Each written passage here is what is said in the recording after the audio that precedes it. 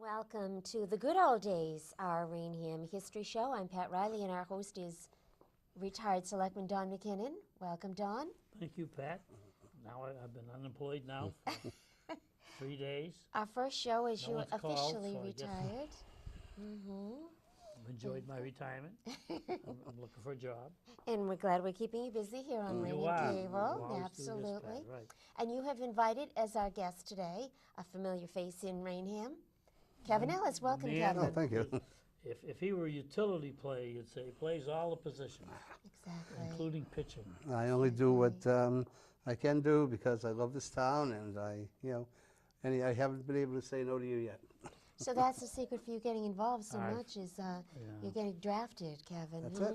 I've been accused of that, Patricia. Well, Don, Kevin is, as some of our other guests, Yes. the annual town report was dedicated to him.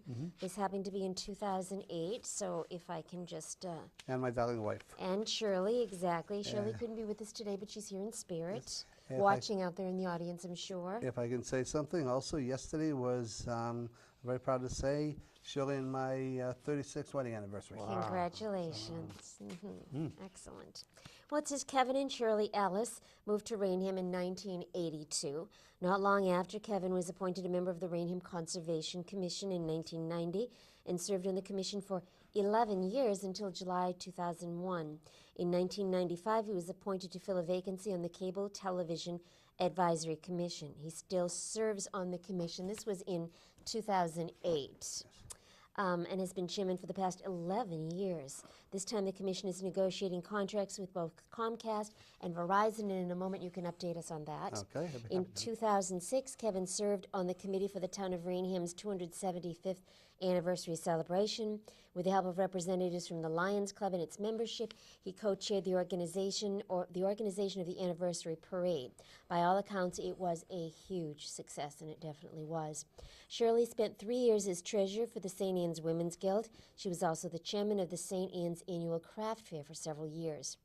The Ellises have also organized the annual Raynham Community Pride Day, celebrated for the past 7 years in 2008. So now we're talking about how many years, Kevin? This will be working on our 13th, actually. Wow, awesome. In September each year, Pride Day draws more than 2,000 guests from as far away as Hyannis and Springfield. This day of free family fun has proven to be a boon to the Raynham food basket. Since 2005, all guests have been asked to bring a can of food to help those in need. Shirley and Kevin are also active in St. Anne's Raynham's Knights of Columbus. Kevin has served as Grand Knight 3 different times for a total of 6 years. With the help of the Knights, the Ellises have organized 15 annual road races, with some of the profits being used to help the needy in Raynham. Proceeds have also been used to award 66 scholarships to Raynham students entering college. In addition, they have organized 8 Halloween and 8 Christmas parties, which were open to all Raynham children ages 6 and under. They have done all this while holding down day jobs. Shirley, a home health aide with the Southeastern Massachusetts Visiting Nurse Association. Kevin works for the Massachusetts Department of Mental Retardation. He works in a state-run group home caring for disabled adults. In honor of all they have done for the benefit of Raynham and its citizens, the Board of Selectmen hereby dedicates the 2008 annual town report to Kevin and Shirley Ellis, and it was signed by Joseph Pacheco, who was chairman at the time, Don McKinnon, and Marie Smith. And Kevin, update us. That was a few years ago. So you have now gone from the Raynham Advisory Cable Commission to Raynham. Yes, I'm still the chairman of the Cable Advisory Board, and I'm also proud to say that I am the Cable Board liaison with Raynham. I was appointed by the Board of Selectmen for a 3-year term, which will expire next September, and I'm hoping to that Raynham members will vote me in again. Let's see, what else? You mentioned the negotiations with Comcast and with Verizon. The negotiations with Comcast were completed with minimal bloodshed. We were able to handle everything. We got the best we could for the town. Unfortunately, shortly after we signed the contract with Comcast, I should say the Board of Selectmen signed the contract with Comcast. The Verizon stopped coming to the bargaining table, and we received a statement from their government affairs director, Rick Cologne. And Rick pointed out that Verizon was taking what he called a pause with negotiations anywhere in New England until they could finish building out all the communities they already had contracts with.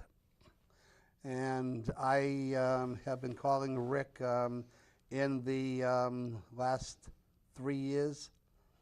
I started calling Rick weekly, then it went bi-weekly, and now it's about once a month I call him to see if there's any change. And despite the rumors that have gone around town, despite what people have heard from people that work for Verizon that are not in the know, that do not get all of the memos that people like Rick Cologne get, they are not ready to start negotiations again.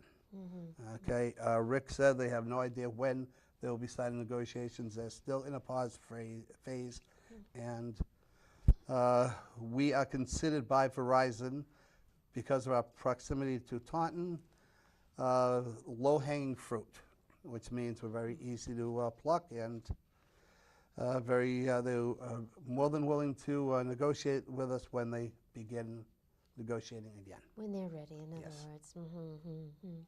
It is true, though, that, and we did bring him in, and we didn't, the meeting wasn't exactly friendly, because what they were doing, quite candidly, was false advertising. They have the cable, they have the phone, and they have the computer, and so they were pushing obviously, to get into your house with the phone and the computer, but they were also advertising as part of that they also offered the cable, which they didn't.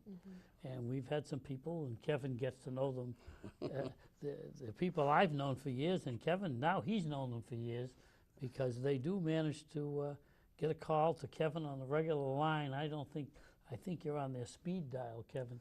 That's okay. And the sad part is, these are good people, and they really are being walked down a path by that company, and we accused them of it at the time. And what's his name? Took offense. And it was a mix-up between the marketing, the sales. So in other words, their best excuse was the left hand doesn't know what the right hand's doing. That was their best excuse. We are 13,000. We are a small town. They went into Taunton, and they're readily in there. The reason they're not in here, we're a small town. That is the problem we've always run into, and we can't change that, and we don't choose to, actually. But anyway, But that's where obviously- we are as far as Verizon's Sure. concerned. But obviously, through the negotiations with Comcast, we ended up getting this very nice studio here at the Raynham Middle School. And one thing that, one erroneous statement has been made to numerous people in town, and I receive emails and I receive phone calls weekly from people, and as Donald said, they're wonderful people, they mean well. Unfortunately, they're being fed erroneous information. We are not asking for anything extraordinary from Verizon. There is a law that's called the Level Playing Field regulation, and we cannot ask Verizon for anything we have not already gotten from Comcast. We basically go to Verizon, we say, here's the contract we have with Comcast. You have the right to meet that. If they offer us more, like an example would be right now we have 2 channels through Comcast. If Verizon said, we'll give you 3 government channels, the one for public, one for education, one for government, the PEG channels. Before we accept it, we have to go to Comcast and say, this is what Verizon has offered us. Do you want to match it? And if they say no, then we can accept it from Verizon. But I've had people call me and insist that we're asking for Verizon to build, one example was build a new fire station over on Route 138. We've asked them to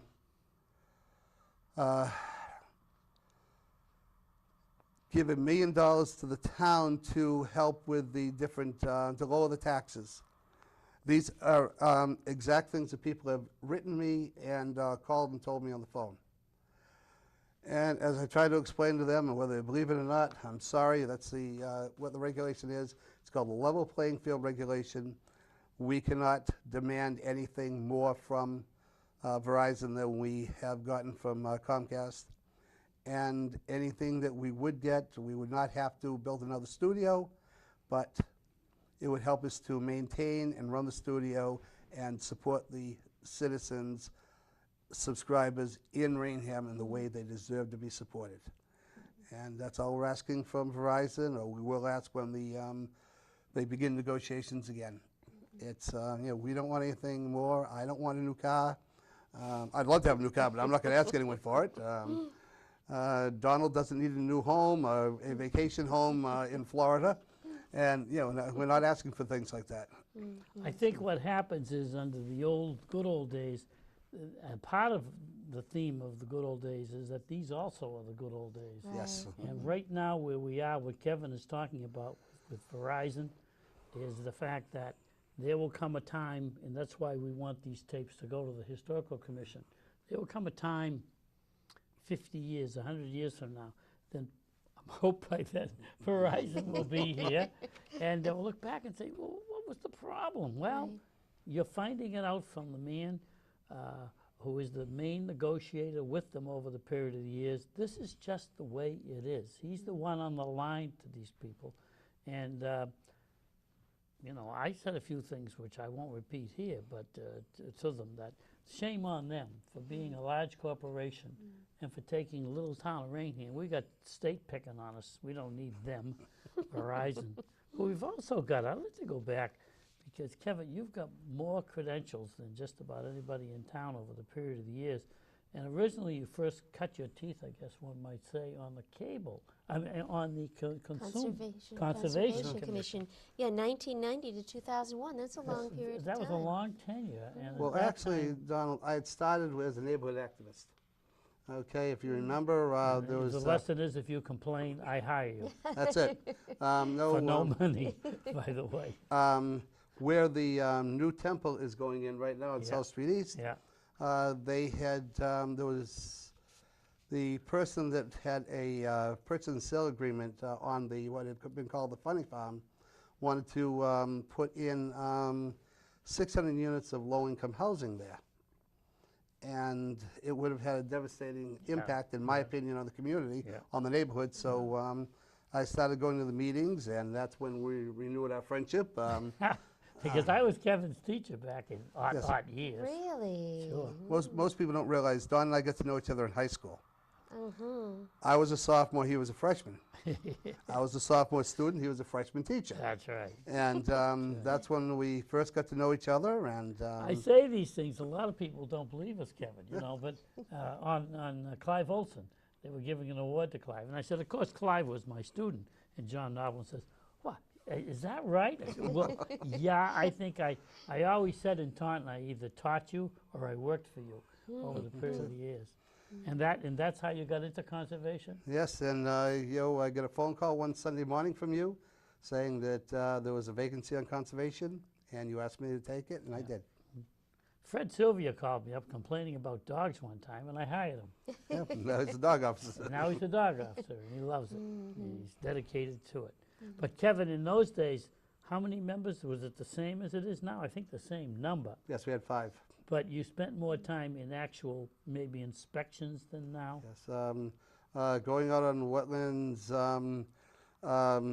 checks and everything. We were out there several days a week, several afternoons a week, and every Saturday and Sunday we would be out. Isn't that something? Yeah. I've always said that when times are good, there's one group of agencies active, and that would be conservation. Yes. Because when times are good, some contractors are wonderful people. They build a wonderful home.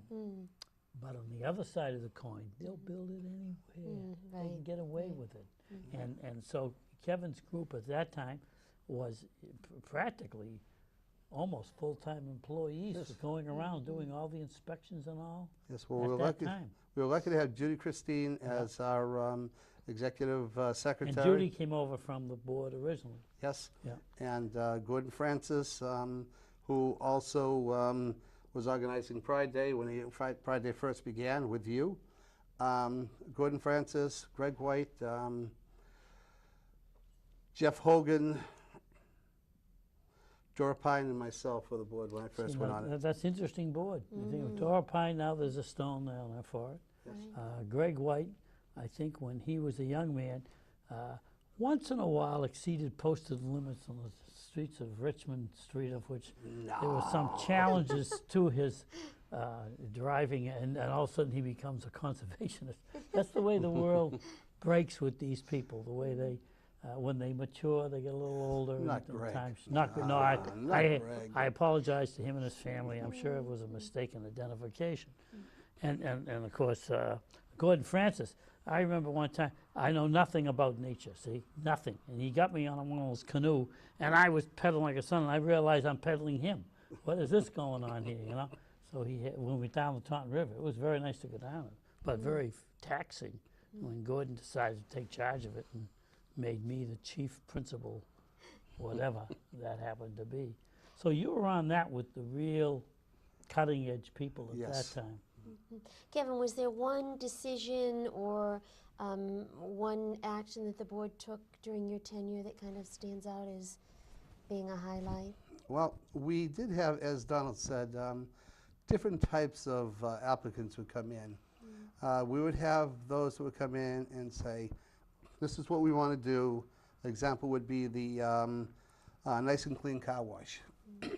These two young men came in, said, here's our plans, this is what we want to do. What do we have to do to... Was that on 138, Kevin? No, the one that's on 44. Oh, okay. Right All next to Wendy's. All right. Okay, So they there it said, is, huh? this is what we want to do. What do we have to do to get our car wash up? And we were very happy to work with them. We had probably the next 9 would come in, toss their plans on the table and say, this is what we're doing. And we'd start to suggest things, no, this is what we're doing. So, You had to set the tone that you were That's there to it. protect Years the town ago, of I Raynham. don't know if That's you it. were on at the time, but Donnie Rounds. Okay. There's Billy and Donnie. I think Yes. Donnie's the attorney. Donnie the attorney. Did you go to school with I Donnie? went to school with Donnie. I believe Donnie is the attorney, yes. He's the attorney. He went to Harvard. Really? And he went to work for the gentleman that owned the space building, and there was quite a dispute between conservation and the gentleman that owned the space Yes, building. this was before my time, but I do remember. And Donnie Rounds came on that radio station, which was owned by the gentleman that Yes. owned space, and said, if you have been aggrieved in any way by the Conservation Commission, contact this number. We will, take action on them and things like that. And it got to a while that when it finally stopped, I got a phone call from another well-known attorney saying, are you guys still mad at Donnie? And I said, I was never mad at Donnie. He was in my homeroom. Donnie ran for treasurer or something, and he's sitting in the chair, and a young lady raised her hand and say, who is this Rounds guy running for treasurer? That's Donnie. And Donnie was sitting, and he was quiet, Yeah, very quiet. and he was sitting right in front of her. I says, Donnie, you got an identity crisis. You're going to have trouble winning this election. They don't even know who you were. She sits in front of you. So he's a good guy, though. Oh, yes. Both Rounds. Billy Rounds became principal of local schools. He was a good kid. So the Rounds boy's a good boy. He went to Harvard. Actually, Donnie and I go much further back. We used to bowl on Saturday mornings together See, at there you go. Roseland There you go. in the junior leagues when I was like, he and I were like 9 years old. So. That's a small world after Yes. all. It's a small world. We've handled conservation. We've handled the Yes. cable. Where are we Well, left now? Oh, Raynham Pride Day, Pride and Day, actually wow. your road races. Oh. And those kind of special events, Don, Mm. really contribute to the quality of life in a community. It's what, as these, with all due respect to the candidates that ran, they were very good people, but they were self-admitted, not active in the town. What then did they think of when they thought of town activity? It was the Raynham Pride Day. Right. And when everyone suddenly shows up, when people say, well, I didn't know about that town meeting, well, I didn't know about this, I didn't know. Well, you find out about the Pride Day, Right, don't you? yeah. You know just when it is. And Kevin further followed up on the Pride Day by requesting respectfully that if people come, they bring some foodstuffs for the food. Excuse me, that was Shirley's idea. Okay, we'll give Okay, credit to I'll Shirley. give Thank Shirley you, Shirley. full credit for suggesting to me that that's what we do. And when I, Shirley says it, Kevin does it. hey, that's the way it's supposed to be. Yeah. I would like to update a couple other things. The road race, we just celebrated our 22nd road race this past March. When I stepped down as the race director, selectman at that time, now former selectman, and town moderator, John Donahue took over, and he has done a great job. Pride Day, we are now up to our 13th, and it will be September 16 from 1 until 4, as usual. It will, the rain date, which we will not need. You know, I'm thinking like an Irishman. We Well, will you not have need the the rain Farmer's date. Almanac. That's it.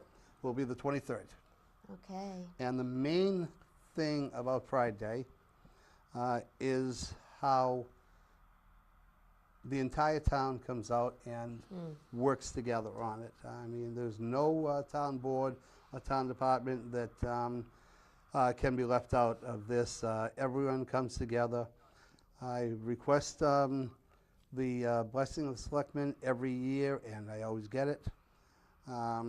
The fire department, police department work together, usually with the bounce house, and the firemen having the targets for the kids, the safe trailer.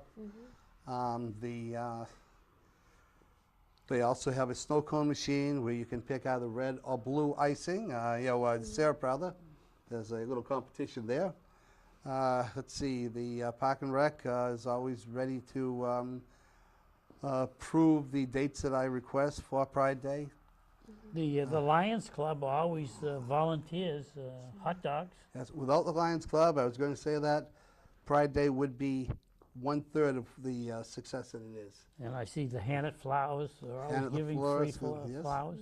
Roses It's for just ladies. grown and grown, Kevin, Yes. and people just, again, look forward to that date and just turn out, and it's a really nice event. But I think it's important to understand it didn't just happen. Right. That I've been in establishments where I try to get out the door before because Kevin is putting a little muscle on different people. Well, listen now, you say, oh, No. being very nice, to a fault, being nice. Yeah, well, that's how you have to handle things, Donald. You know that. And then I see them down there. Like, how did you get down? I'll tell you how you get down there. Kevin says, wouldn't you like to make some goodwill? And everybody, and by the way, they do get goodwill. Yes. Yeah, definitely. Definitely. Now, how did you first get involved in that, Kevin? Well, there was one person in this town that no one can say no to. And this nice young lady asked I know. me We were with to her do today, it. Patricia. Asked Shirley and I if we would do it. Yeah. And I defy anyone to refuse anything of Kathleen Roberts. Really? The only thing I ever refused her on, and believe me, I've been in makeup and acting, which I can't do, and you name it, and for Kathleen. But she called me up. She wanted to make some phone calls for a particular politician that I said, Kathleen, I love you, but I cannot make phone calls for that person. But except for that, as Kevin says, anything goes. Yeah. Yeah, I mean, whatever Kathleen asked me. She's just got voted the volunteer of the state. It's going to be an award situation coming up in the next week or two, Pat. I Yes. believe. May Another 17th. award for Kathleen? Yes. I'm not surprised. Another picture. So, and you and Shirley work on that and Yes. put lots of time and effort into it and get great support from the community. Yes, the first time we wanted to organize it, we discussed it with, see, I've always bounced, as I've been planning on making changes, doing things, I bounce ideas off Donald. And, Pride Day Kevin would- says that I do it. That's No, he's no. the other Kathleen Roberts. In the town. what had been, the original Pride Day had been more of a kiddies' day, with events behind the old town hall, with things at the library, with the fishing derby. And I wanted, Shirley and I discussed, we wanted to move everything together. And I bounced this off Don, and we wanted to invite different businesses. And the first year we had it, we had maybe a dozen businesses that came out. And if we had 100 people, we were fortunate. Last year, we had approximately 110 Wow. businesses and charitable organizations. And I don't know the exact number, but the sensei from one of the local karate schools, Mr. Riley, Sensei Riley, came over to me and said that this was approximately 2:30. Again, it goes from 1 till 4.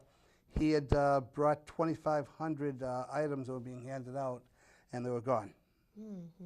So we know there was probably More than that, 3,000 yeah. minimum to 4,000 people Yeah, so that I were wandering about. Right, we're figuring about 3,000 plus, and I'm hoping for a better turnout this year Excellent. because I'm basically a selfish person.